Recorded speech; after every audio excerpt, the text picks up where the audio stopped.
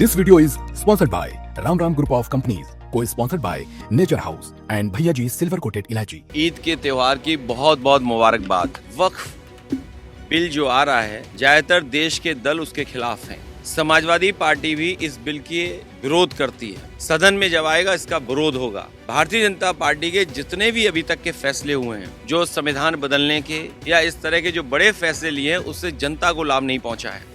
Bharatiya Janata party के अपने खुद के आंकड़े जो बताते हैं, जो होम डिपार्टमेंट के आंकड़े हैं इनके, और जो दिल्ली में आंकड़े पहुंचते हैं, वो ये बताते हैं कि सबसे ज्यादा असुरक्षित महिलाएं, बेटियां कहीं हैं तो वो उत्तर प्रदेश में है। आज ईद का त्यौहार पूरे देश और दुनिया में बड़े धूमधाम से मनाया जा रहा है। समाजवादी पार्टी के राष्ट्रीय अध्यक्ष पूर्व मुख्यमंत्री अखिलेश यादव टीले वाली मस्जिद पहुंचे और यहां पर इमाम से मुलाकात कर जो ईद की बधाइयां उन्हें प्रस्तुत किया। समाजवादी पार्टी के राष्ट्रीय अध्यक्ष अखिलेश यादव का साफ तौर पर कहना था कि ईद का जो त्यौहार है ये भाईचारे के साथ मनाना चाहिए। आज पूरा देश, पूरा प्रदेश ईद जो है भाईचारे के साथ मना रहा है। तमाम राजनीतिक पार्टियाँ ऐसी हैं जो ईद को लेकर पहले से उन्होंने राजनीति किया, लेकिन आज वो भी पहुँच रही हैं और ईद की बधाइयाँ एक दूसरे को दे रही हैं। ऐसे में जो भारतीय जनता पार्टी है, भारतीय जनता पार्टी लगातार जो मुख्य मुद्दे हैं उनसे ध्यान भटकाने के लिए लोगों के बीच ऐसे ऐसे बयान फैलवाती है, ऐसे ऐसे मुद्दे लेकर आती है जो उत्तर प्रदेश में जो रोजगार का मुद्दा है, जो किसान का मुद्दा है, वो कहीं ना कहीं हटाया जा सके। क्या कुछ कहा है अखिलेश यादव ने, एक बार सुनो। ईद के त्योहार की बहुत बहुत मुबारकबाद।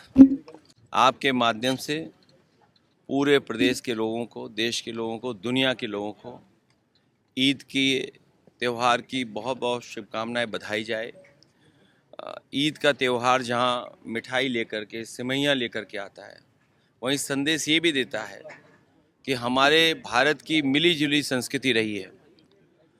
ये इकलौती धरती है जहां पर हर धर्म, हर जाति के लोग एक साथ रह रहे हैं। ये जो खूबसूरती है, ये जो हमारा समाज एक गुलदस्ता की तरह है, ये सभी देशवासियों की यही प्रार्थना और कामना है कि इसी खूबसूरती के साथ हमारा समाज आगे बढ़ता रहे। जो नकारात्मक ताकतें हैं, जो नेगेटिव पॉलिटिक्स करने वाले हैं, वो इस देश से साफ हों, दूर हों। साथ ही साथ नवरात्र भी 2 दिन से चालू है। नवरात्र पे आप क्या बधाई देना चाहेंगे ईद के साथ साथ? यही खूबसूरती है जहां पर ईद मनाई जा रही है और नवरात्र के कार्यक्रम शुरू हो रहे हैं।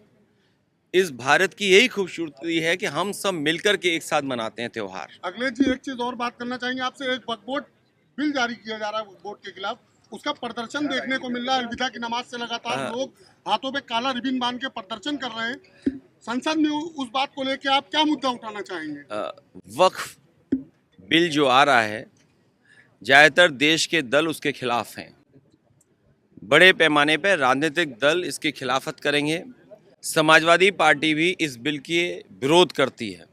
सदन में जब आएगा इसका विरोध होगा।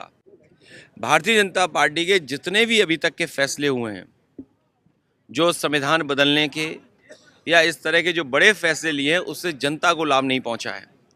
अपनी राजनीति के लिए, पॉलिटिकल वोट के लिए, एंग्लो इंडियन, याद होगा आपको, एंग्लो इंडियंस के लिए आरक्षण था, उनकी सीटें थी, उनको समाप्त कर दिया गया। जीएसटी जैसा कानून लाया गया और ये बताया गया देश को कि इससे व्यापार अच्छा होगा, कारोबार अच्छा होगा।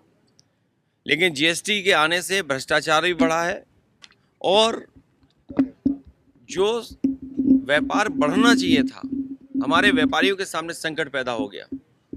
और कई ऐसे कानून बनाए हैं जिससे जनता को दुख पहुंचा है। उदाहरण के लिए, मुख्यमंत्री जी उत्तर प्रदेश में जहां से आते हैं, उस प्रदेश में आप और हम लोग जमीन नहीं ले सकते।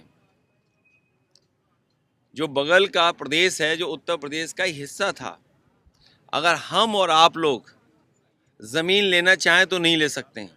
और सोचिए, उत्तर प्रदेश इतना बड़ा प्रदेश है कि उसी प्रदेश से आए हुए उनको मुख्यमंत्री स्वीकार किया हुआ है हम लोगों ने।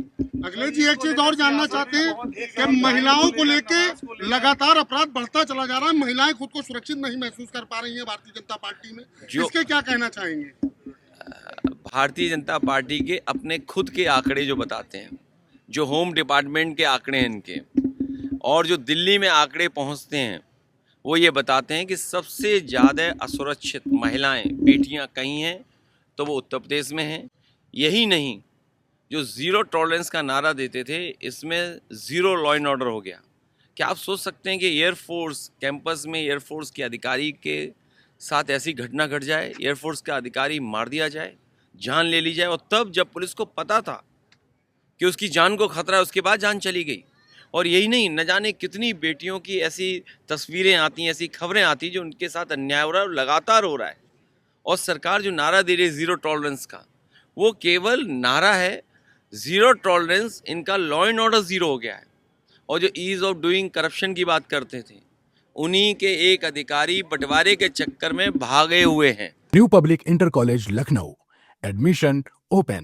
For more information, call 0522 282232 or 7755 089585.